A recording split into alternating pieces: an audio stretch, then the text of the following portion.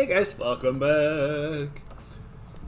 The first thing we do, as promised, is rebuild our story characters. Like Doofer, I realized that not only did I fail to make Print Amy when I was first making the list, I also criminally failed to make fucking Ava. We set out to fix that immediately.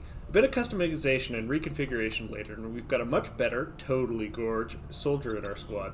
We also rebuild Shrub, who isn't quite as gorge, but does look pretty combat ready. With all those fixes out of the way, we head back to our duty of fortifying Xcom for the future.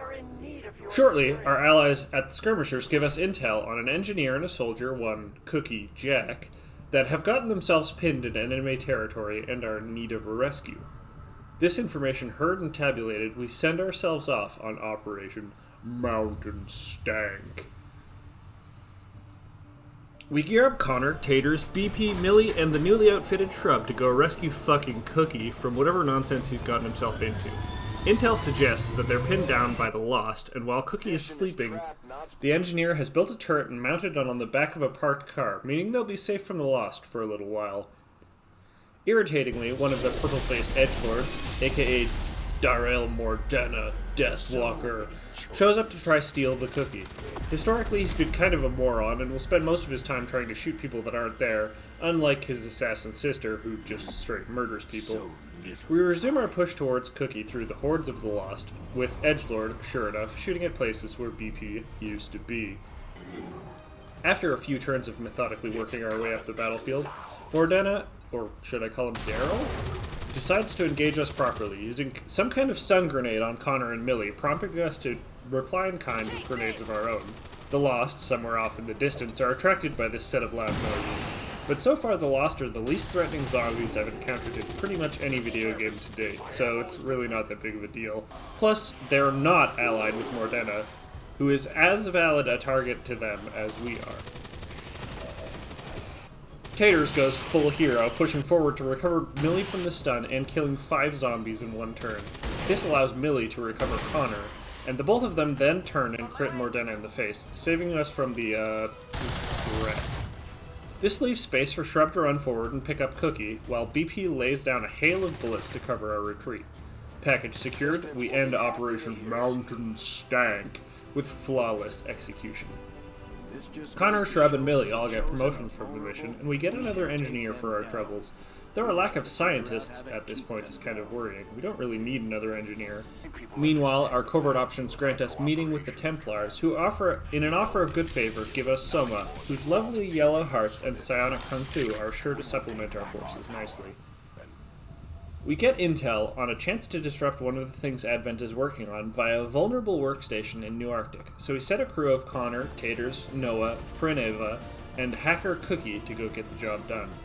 We also give Noah a piece of tech we've been working on known as a Skulljack, which is basically a sonic glove that he can use to forcefully rip information out of an Advent's brain.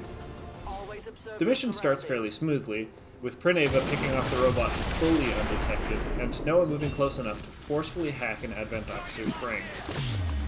Unfortunately, this process spawns some kind of automated defense unit known as a Codex that responds to being shot by replicating itself and teleporting all over the place. It also has some other irritating sounding powers. Apparently, the aliens have set up protocols that prevent Advent soldiers from being hacked, and we weren't exactly prepared for this. It's not the end of the world, but it is a very real threat, and it very much means that I get distracted from the actual objective where Cookie's supposed to go hack a terminal, so we kind of failed to do the actual mission. Transponder readings from the Advent network have gone dark. Enemy forces have locked out the terminal. That aside, Connor, Noah, and Taters clean up the final clones, and we extract safely from the mission. Technically, we failed the mission, but a Codex brain and the information we ripped from the officer's head are hefty prizes themselves, so getting those without it costing lives is ultimately a big step forward. Failing to hack the terminal does mean we'll lose access to the black market for the next 6 weeks. That kinda sucks, but it's just the price we'll have to pay. Taters, Noah, and Prineva all leave the mission with promotions, with Taters and Noah both getting their 4th promotions, making them the most experienced soldiers we've got. In the interim, Advent retaliate on one of the rebel sites we've helped build, and we send in Jas, BP, Noah, and Taters and Bree to go deal with it. In the interest of keeping these videos under 10 minutes, we're going to gloss over this mission, but the Most interesting event was Noah getting mind controlled, which causes Taters to go berserk and shoot a pistol at literally every enemy she can see. This leads to a permanent mental condition for Taters, and is pretty funny to watch in the moment. And otherwise, we clean up the mission with Jas, BP, and Bree, all leaving with emotions. Shrub and Juggalo are given an opportunity to form a bond, so we do that. We also finish research on an upgrade to everyone's body armor, which unfortunately changes the look of a lot of our carefully crafted soldiers. We also built a Spark, which adds Inabot to our roster, and I predict only good things can come of that. A lot of our work lately has been set up to go do the mission that ultimately killed us last campaign. A mission to investigate an Advent black site and to try and figure out what unholy science Advent is doing there. With this in mind, we sent an elite crew of bondmates No Blacksmith and Beep Taters, supported by Prineva, who is a bondmate herself, to go check it out. An unfortunate movement by Taters starts the mission off on the wrong foot, alerting a Codex and some soldiers to our presence.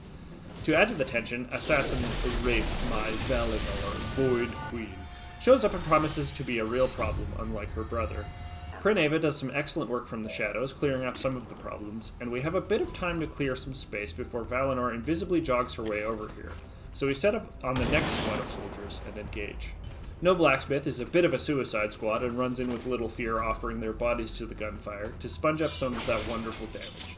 But Valinor decides to grace us with her presence a little earlier than we were expecting. Annoyingly, 2 of the soldiers are still at 1 HP.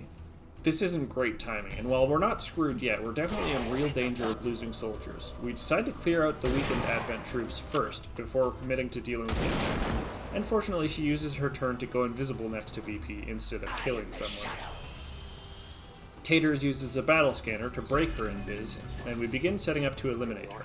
Ava moves into, honestly, a relatively weak position to start the first shot. Yeah, alright, dealt with. Okay, I kind of need to explain what happened there. I've been glossing over some of the customization you can do on soldiers, because it's not usually that important and takes a lot of time to go over. There are 2 main opportunities to customize, one being PCS, or personal combat sims, that augment stats like mobility or will, and the other being weapon mods, like scopes or stocks. Ava's gun has a repeater modded onto it, which means for any given hit, it has a 5% chance to instantly kill whatever she's shooting. Apparently, this can work on bosses. Good to know. The rest of the mission goes pretty smoothly, though there are still a ton of combatants between us and the exit. For karmic balance, Taters misses a 97% shot, and things aren't totally safe, but everyone does make it out with their skulls. For his efforts, Noah earns a promotion to Captain, marking his 5th promotion so far, and making him alone the highest rank in our force.